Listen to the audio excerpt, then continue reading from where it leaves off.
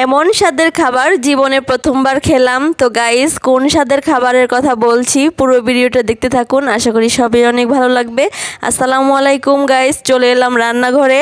আর রান্নাঘরে এসে সেই টেস্টি খাবারটা রান্না করার জন্য একটা ফ্রাই প্যান বসিয়ে দিলাম। তার মধ্যে পরিমাণ মতো লবণ আর হলুদ দিয়ে দিলাম। এখন আগে থেকে কেটে রাখা বেগুন আমি লবণ আর হলুদ তেলের মধ্যে দিয়ে দিচ্ছি। এটাকে ভালো করে ভেজে নিতে হবে। আমি এখানে হাফ কেজি পরিমাণ বেগুন নিয়েছি আর বেগুনগুলো পিস পিস করে কেটে নিয়েছি। আর যে পর্যন্ত সুন্দর একটা কালার না আসবে সেই পর্যন্ত আমি বেগুনগুলো ভেজে নিব। তো গাইস, দেখতেই পাচ্ছেন অনেক সুন্দর একটা কালার আসছে। এখন আমি একটা বাটিতে এই বেগুন ভাজিগুলো উঠিয়ে রাখছি। তো দেখতেই পাচ্ছেন গাইস, কত সুন্দর বেগুনগুলো ভাজা হয়ে গেছে। এখন চুলাতে আবার সেই ফ্রাই প্যানটা বসিয়ে দিয়েছি আর দিয়ে দিচ্ছি পরিমাণ মতো তেল। আর এর মধ্যে দিয়ে দিব আস্ত জিরাগুলো অল্প কিছু সময় ভেজে নিব। এখন দিয়ে দিচ্ছি পেঁয়াজ কুচি আর কাঁচামরিচ কুচি, আর এগুলো দিয়ে কিছু সময় ভেজে নিতে হবে। তবে বেশি সময় ভাজা লাগবে না, হালকা ভাজলেই হয়ে যাবে। তো এই তো গাইস, আমার পেঁয়াজগুলো ভাজা হয়ে গেছে। এখন আমি পরিমাণ মতো পানি দিয়ে নিচ্ছি। এখন আমি সব মশলা দিয়ে ভালো করে কষিয়ে নিব। তো তার জন্যই আমি মশলাগুলো দিয়ে দিচ্ছি। দিয়ে দিলাম আদা রসুন বাটা, জিরা বাটা, হলুদের গুঁড়ো, মরিচের গুঁড়ো, ধনিয়ার গুঁড়ো। এই সবগুলো মশলা ভালো করে কষিয়ে নিতে হবে। আর এখন দিয়ে দিচ্ছি পরিমাণ মতো লবণ। তো সবগুলো উপকরণ ভালো করে কষিয়ে নিতে হবে। আর এখন দিয়ে দিচ্ছি টমেটো কুচি। আর টমেটো কুচিটা কিন্তু মশলার সাথে ভালো করে কষানো হয়ে যাবে, সেজন্যই আমি এখন দিয়ে দিলাম। আর মশলাটা যে পর্যন্ত এক্সট্রা তেল বের না হবে সেই পর্যন্ত কিন্তু কষিয়ে নিব।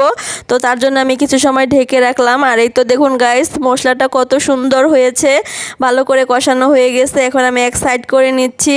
এখন আমি কড়াইয়ের এক পাশে পরিমাণ মতো তেল দিয়ে দিচ্ছি। এখন এর মধ্যেই ডিম ভেঙে দেব। তো আমি 2টা ডিম দিয়ে এই রান্নাটা করব, তার জন্যই আমি এক এক করে 2টা ডিম ভেঙে দিলাম। এখন দিয়ে দিচ্ছি পরিমাণ মতো লবণ। যেহেতু আমার আগে থেকে মশলার মধ্যে লবণ দেওয়া আছে, সেজন্য আমি অল্প করে লবণ দিয়ে নিচ্ছি। আর ডিমগুলো অল্প কিছুক্ষণ ভেজে তারপরে কিন্তু ভেঙে ফেলবো, যাতে ডিমগুলো আস্তে আস্তে থাকে। তো তার জন্য আমি ডিম আস্তে আস্তে করে নাড়ছি। এই তো গাইস, দেখতে পাচ্ছেন ডিমগুলো কিন্তু হালকা আস্তে আস্তে রয়েছে।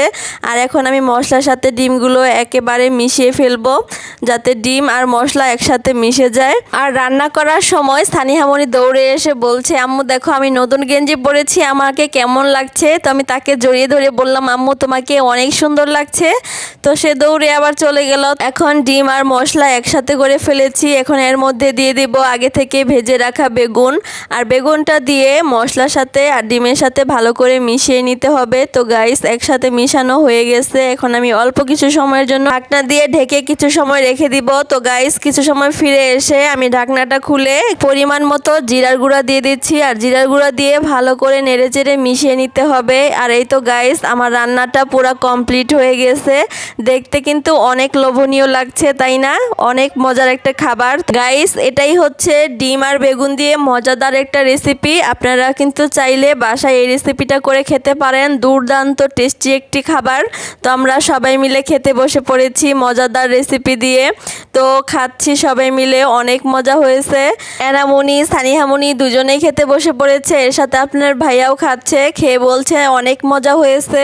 তো গাইস, আজকের ভিডিওটা কেমন লাগলো অবশ্যই কমেন্ট করে জানাবেন। ভিডিওটিতে একটা লাইক এবং শেয়ার দিতে ভুলবেন না।